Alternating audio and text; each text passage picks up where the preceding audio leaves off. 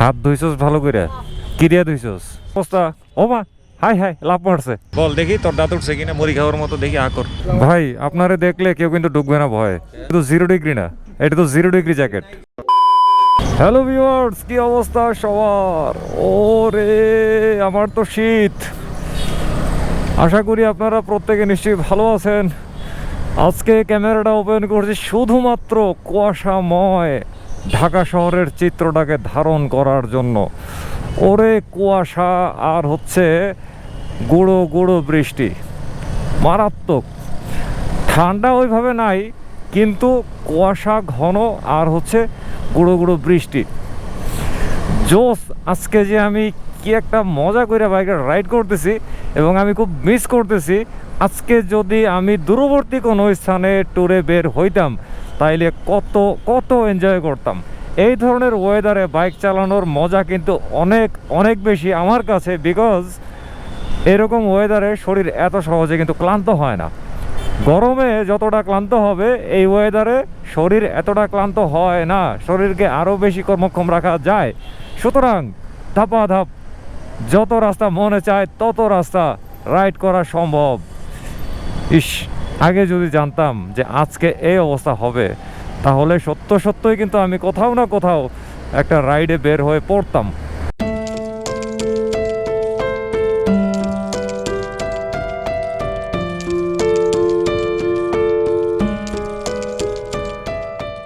ঢাকা শহরে এখন বাজে কয়টা? এখন বাজে হচ্ছে 2:21। একদম ভর দুপুরবেলা। ঢাকা শহরে আজকে যানবাহনের সংখ্যা অনেক কম দেখা যাচ্ছে তুলনামূলকভাবে। অন্যান্য দিন যে পরিমাণ থাকে আজকে একটু কম। কি যে জোশ লাগতেছে আজকে ওয়েদারটা, আমি আসলে ভাষায় প্রকাশ করতে পারবো না। আমি খুব আফসোস করতেছি যে কেন আজকে হাইওয়েতে আমি থাকলাম না, কেন। ওফ, মানে খুব একটা আফসোস লাগতেছে আমার কাছে, খুব আফসোস। এই হচ্ছে ঢাকা আন্তর্জাতিক বাণিজ্য মেলার সাবেক এলাকার অবস্থা। এই জায়গাটা তো একদম খোলা, সুতরাং এই জায়গার মধ্যে এই কুয়াশাটা কিন্তু আরও বেশি আমি এনজয় করতে পারতেছি। জোস লাগতেছে, জোস জোস। ইস, আফসোসে কেন আজকে আমি হাইওয়েতে থাকতে পারলাম না। আমি ভীষণ এক্সাইটেড এটা নিয়ে, কেন থাকতে পারলাম না। আজকের ঠান্ডা, আজকের এই ঘন কুয়াশা আমাকে প্রচণ্ড এক্সাইটেড করে ফেলছে, প্রচণ্ড। এখন চা পান করতে হবে। এরকম ঠান্ডার মধ্যে চা পান করা একটুও মিস করা যাবে না। আর চাটা পান করার জন্য আমি প্রবেশ করতেছি এখন যেদিকে, সেদিকে আপনারা তাকিয়ে থাকুন, ঠিক আছে? তাকিয়ে থাকুন কোন দিকে আমি যাচ্ছি। এই রাস্তা পার হয়ে গেলাম।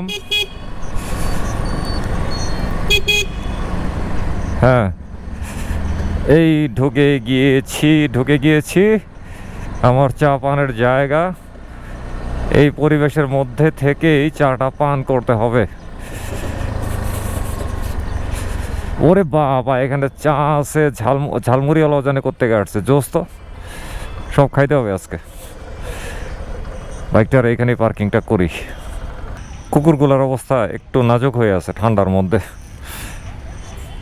দেখি ওদের একটু খোঁজ খবর নেই।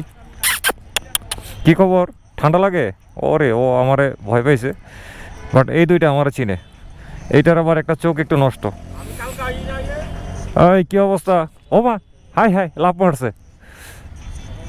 ভুলে গেছো? আয় আয় এদিকে আয়।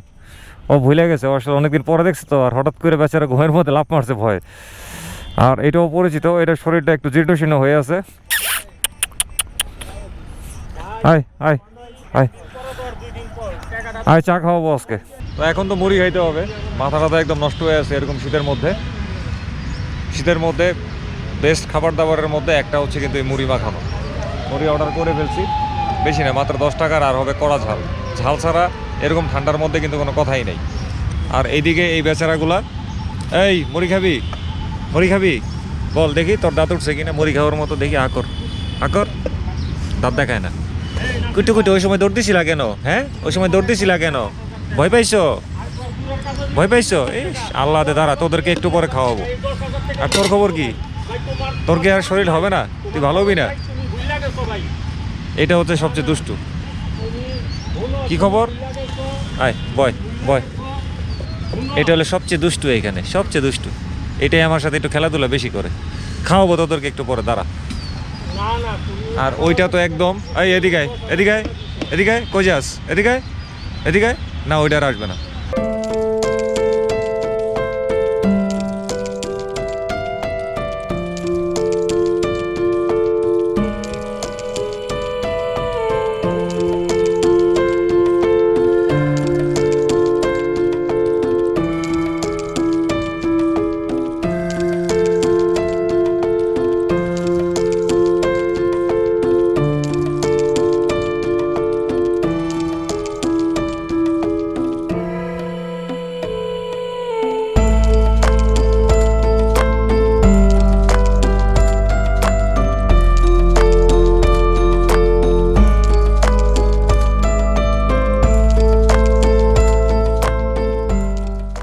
মুড়ি খাওয়াটা শেষ করতে না করতেই চলে গেছি চায়ের কাপের কাছে। আজকে তো এখানে নিয়ত করে ঢুকছিলাম চা পান করবো। আইসা মুড়িটা পাওয়াতে মাথাটা নষ্ট হয়ে গেছে, আর মাথাটারে এখন ঠিক করছি মুড়ি খেয়ে। তারপরে মাথাটারে এখন আরেকটু ঠিক করতেছি চা পান করে, দুধ চা। মুড়িটা না আসলে এই ওয়েদারে আমার কাছে এত ভালো লাগছে, আর ঝালটা দিয়েছিল বাড়ায়া, ওফ, মাথা পুরা নষ্ট, মাথায় পুরো গন্ডগোল শুরু হয়ে গেছে। মনে চাইতেছিল কি আরও 10-20 টাকার মুড়ি খেয়ে ফেলাই, মাত্র 10 টাকার খাইছি, কিন্তু এতে আমার পোষায় নাই। এবার হচ্ছে মিস্টার কুকুরদের পালা। ওদেরকে একটু খাইতে দিতে হবে, কারণ ওরা আমার দেখা মাত্রই পেছন পেছন আসা শুরু করে দিছে। দোকানে গিয়া এই 2টা কেকের প্যাকেটে যখন আমি হাত দিছি, তখনই তারা টের পেয়ে গেছে যে তাদের জন্য আমি পুরোপুরি প্রস্তুতি নিয়ে নিছি। আর এদিকে ওরা আমার দিকে চলে আসছে। কি কেক খাবা? আসো আসো আসো, এদিকে আসো। এইটার একটা চোখে একটু সমস্যা আছে, ও মনে হয় চোখে দেখে না। এই নে খা, এই নে। আর এটার এদিকে দিয়ে দিই, এই নে খা খা। এক প্যাকেট শেষ, এবার হচ্ছে আরেক প্যাকেট। এই নে, এটারে দূর দিব আর এটারে দূর দিব, বাস। 2টারে ভাগ ভাগ করে, এইটার ভাগে গেল 1 প্যাকেট আর এইটার ভাগে গেল আরেক প্যাকেট। এই ঠিক আছে, পেট ভরছে, পেট ভরছে। এদিকে আয়, এদিকে আয়, এদিকে আয়, এদিকে আয়, এদিকে আয়। পেট ভরছে, অনেকক্ষণ ধরে মনে কিছু খায় না। হ্যাঁ, এই পেট ভরছে, পেট ভরছে।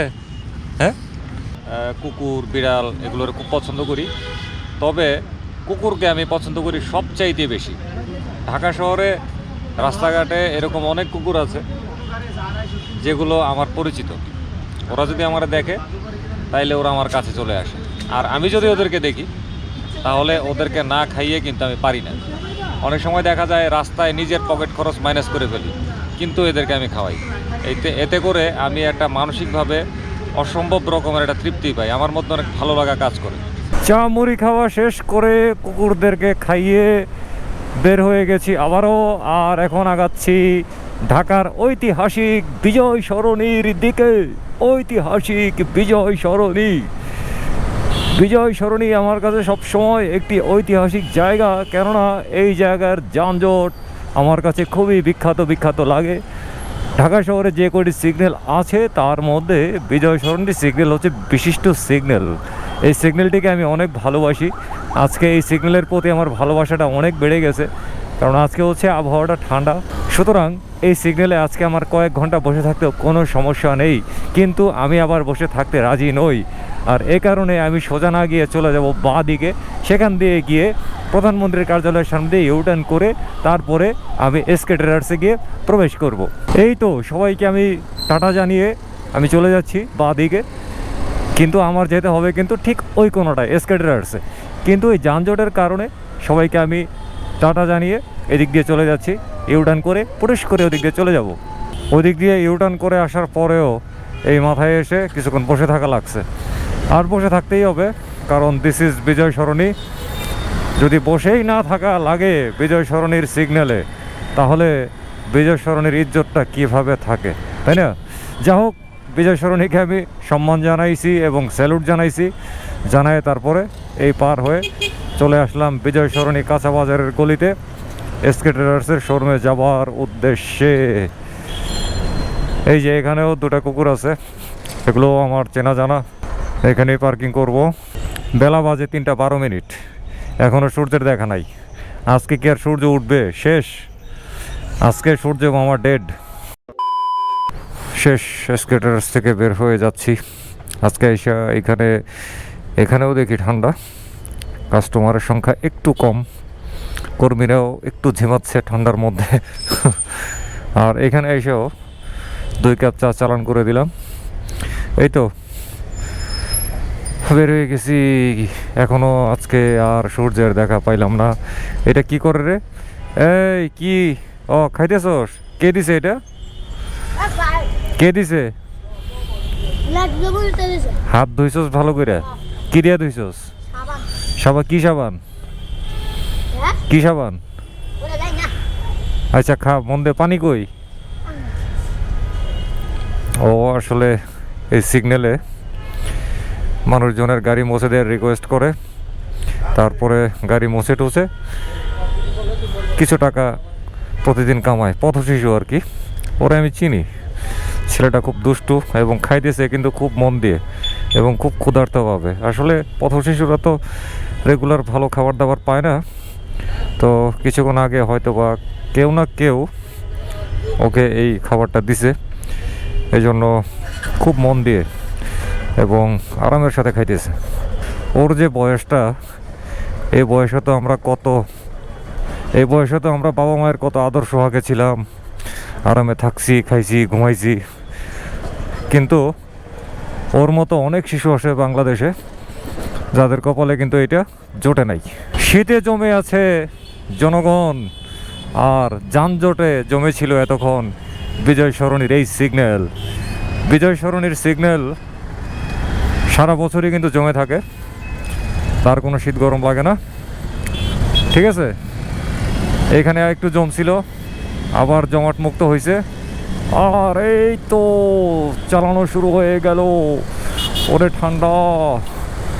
এখন ঠান্ডাটা একটু বাড়ছে, সন্ধ্যা ঘনায় আসছে তো। 5:24 বাজে হলো 5:26। আর এরই মধ্যে আমি দেখতে পাচ্ছি আজকে ল্যাম্পপোস্টগুলা ঝলমল করতে শুরু করে দিয়েছে। মানে ল্যাম্পপোস্টের প্রয়োজনীয়তা পরন্ত বিকেলেই দেখা দিছে। অন্যান্য দিন কিন্তু এই টাইমে ল্যাম্পপোস্টগুলো জ্বলে না। আজকে শীত এই ল্যাম্পপোস্টগুলোকে আরও আগে জ্বলতে বাধ্য করলো। যা লাগতেছে না এই টাইমটার মধ্যে, ও মাথা নষ্ট। আজকের পুরোটা দিন খালি আমার মাথা নষ্ট হয়েছিল। ঠিক আছে, মাথা নষ্ট আরও হবে সামনে। 60 ফিটে যায়নি, আরও মাথা নষ্ট হবে। 60 ফিটে প্রবেশ করছি। 60 ফিটে এসে দেখতেছি মানুষজনের অভাব নাই। হয়তো বা 60 ফিটে ঠান্ডা কম, তাই মানুষজন রাস্তায় বেশি। না, এটা এমনি ফান করে বলছি। এখন দাঁড়ায় যাব শার্ক হেলমেটের আউটলেটে। এই তো চলে আসছি। যাই ভেতরে, একটু গাল গল্প করতে হবে। এইখানে পার্কিংটা করি। ভাই আপনারে দেখলে কেউ কিন্তু ঢুকবে না ভয়। মানে আপনি যে সেলসের সঙ্গে যুক্ত এটা কেউ বুঝবে না। ঠিক আছে, সবাই কিন্তু ভয় পালাবে। কি অবস্থা, ভালো আছেন? রব্বানি ভাই, আজকে তো জিরোতে নামে নাই, তা আপনি এটা পড়ছেন কেন? আজকে তো 0 ডিগ্রি না, এটা তো 0 ডিগ্রি জ্যাকেট। ময়লা হয়ে গেছে, তাহলে এটার একটু চেষে পাতলা করে নিতেন।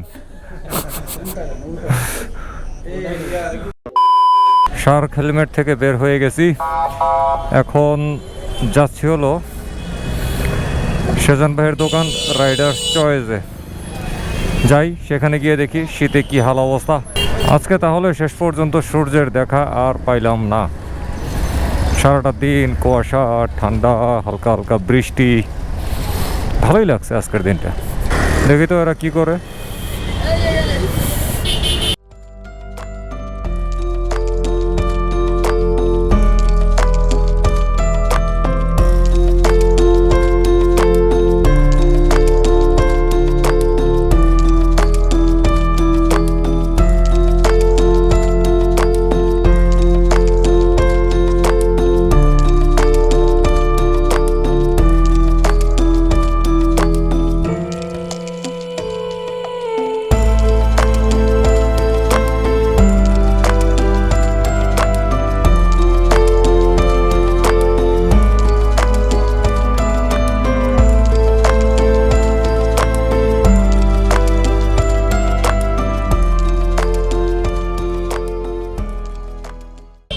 সেজান ভাইয়ের দোকানে এসে সেজান ভাইকে পাই নাই। না পাইলে কি হবে, এদিকে খুব টেস্টি একটা ঝালমুড়ি পেয়ে গেছি, বাস আর কোনো কথা নাই। আর এই ঝালমুড়ির মধ্যে মারাত্মকভাবে ঝাল দেওয়া হয়েছে, কামরাঙা মরিচ, একদম লাল কামরাঙা মরিচ। এখন খুব মজা করে খাইতেছি, শরীর একটু ঘামতেছে। আর ঠান্ডার মধ্যে এই ধরনের ঝাল ছাড়া আমার একেবারেই চলে না। ঝাল খাবো, শরীর ঘামতে হবে। যে ঝালে শরীর ঘামে না সেই ঝাল আমার কাছে কোনো ঝাল না।